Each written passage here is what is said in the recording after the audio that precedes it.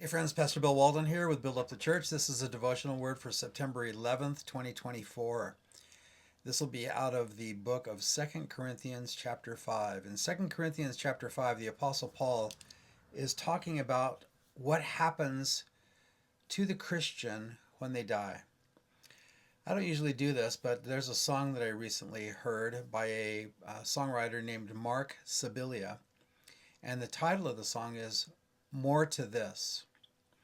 And let me read you the lyrics because he's asking the questions, the kinds of questions that a lot of people ask and that the Bible gives answers to. He says this: I've been thinking about dying and how that's going to be.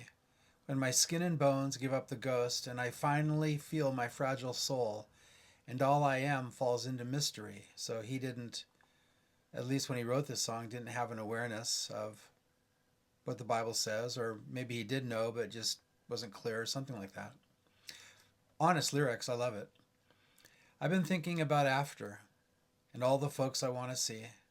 My neighbor says that this is it. My daughter says we live again. Most of the time, I'm somewhere in between. So, as he wrote the song, he wasn't quite sure what to think, what to believe.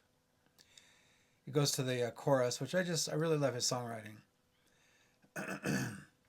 Don't the question beg an answer? Don't the song beg a dancer? Don't you dare tell me that there ain't more to this, more to this. I appreciate his honesty. I like that. I remember hearing the song and just thinking, what's going on in that man's mind? He's asking some very, very good questions. A lot of people don't even think about those kinds of questions, and apparently he's thinking about it, which is a good thing. What happens when we die? He doesn't think it just ends, that we just, as some people say, you just get put into the ground and the worms eat you up and you cease to exist. He doesn't think that, but he's not quite sure what to think. But I love that the Bible gives us the answers to these questions. The Apostle Paul describes what the Christian faith says, what if we believe that God is the inspiration behind the Bible, the Christian faith tells us what God says, what happens to the Christian when we die. So, for 2 Corinthians chapter 5, he says, we know that if our earthly house, this tent, and he says, earthly house describes the physical body. We know that if our earthly house, this tent, is destroyed, we have a building from God,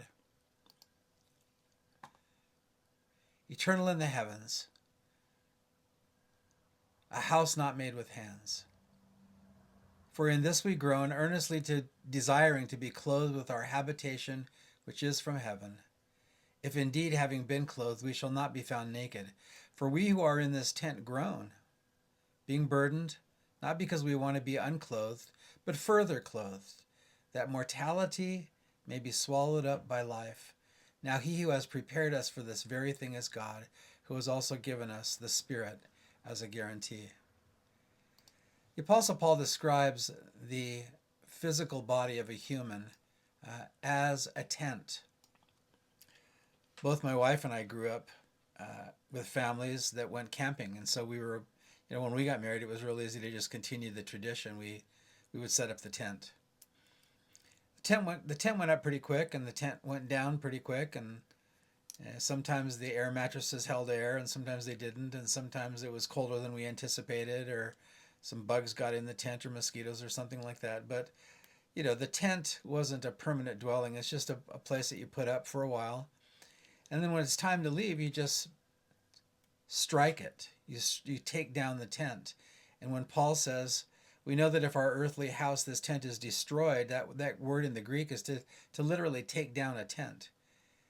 When our bodies are done here on the earth, he says, we have a building from God, a house not made with hands, eternal in the heavens. What we have now is a tent. What we'll have there is a building. Something far more substantial, something far more functional, something far more comfortable. We like camping, but we can't wait to get back home and sleep in our own bed. The Christian has a bed we have not yet tested, that we've never enjoyed. But compared to this life, that's a permanent dwelling place, and the body that we have now is called a tent. He said, in this we groan, and in the tent that we have, in the body we have, we groan. No news to anybody. earnestly desiring to be clothed with our habitation, which is from heaven. The Christian has a natural desire, and not always, but often, to receive everything that God has for us, which includes a new body not made with human hands, a new dwelling place. He says in verse 3 once again, if indeed having been clothed, we shall not be found naked.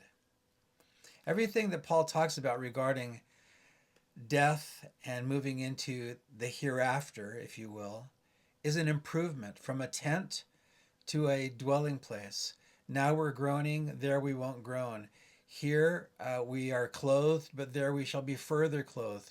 Everything is presented as an improvement and something to be desired more than what we currently have. We who are in this tent groan, being burdened, not because we want to be unclothed, but further clothed. The Greek mindset in the first century thought that the greatest accomplishment would be to be a bodiless spirit. They saw the body as an inconvenience. They saw the body as something carnal, something negative. They, used their bodies for a lot of self-gratification, but they couldn't imagine an eternity with a body. They just wanted to be a liberated spirit. But God redeems the whole person. For the Christian, body, soul, and spirit. The body, of course, is the tent that we have. We will go on to receive a building. Here we groan, there we won't groan. Here we are clothed, there we will be further clothed. God redeems the body. He redeems the soul, the mind, emotion, and the will. He redeems the spirit. Everything about us will be improved when we go to be in the presence of the Lord. And he says in verse 4, one of my favorite verses that I often use at memorial services, we who are in this tent groan, being burdened. Life can get hard, the bodies get sick, they break down eventually. But we groan not because we want to be unclothed, totally liberated from any kind of body, but we want to be further clothed. We don't want to be bodiless, we want to have the resurrection body. That mortality may be swallowed up by life. What a tremendously strong statement. I remember as a kid hearing somebody say, this is the life. And I used to say that when I was just a young guy, 4 or 5 years old. This is the life. But this is just mortality, Paul says. On the other side, that's where life is. Here it's existence, there it's life. When the fullness of everything that God has for the Christian is made manifest. Finally, verse 5. Paul says, now he who has prepared us for this very thing is God, and he's given us the Spirit as a guarantee. That word guarantee, in the Greek language, you would also translate it a down payment or an engagement ring. God has given us his Spirit as a down payment, which says he's not done with us yet. He has a place for us, and he's going to receive us to himself. And it says that God has prepared us for this very thing. Christian, if you're longing and yearning from heaven, that's a very, very biblical desire. I think it was C.S. Lewis that said, or it may have been A.W. Tozer, forgive me, I'm not prepared, but I think I got the quote right. Well, I'm not even sure I have the quote right, but let me give you the gist of it. Whoever wrote this said, the fact that I am so dissatisfied here makes me realize that I wasn't designed for this world, but for a world beyond. Very poor paraphrase, but you get the gist of the message. God has prepared the Christian for heaven. So we should expect that. So some things to think about. Thanks for watching.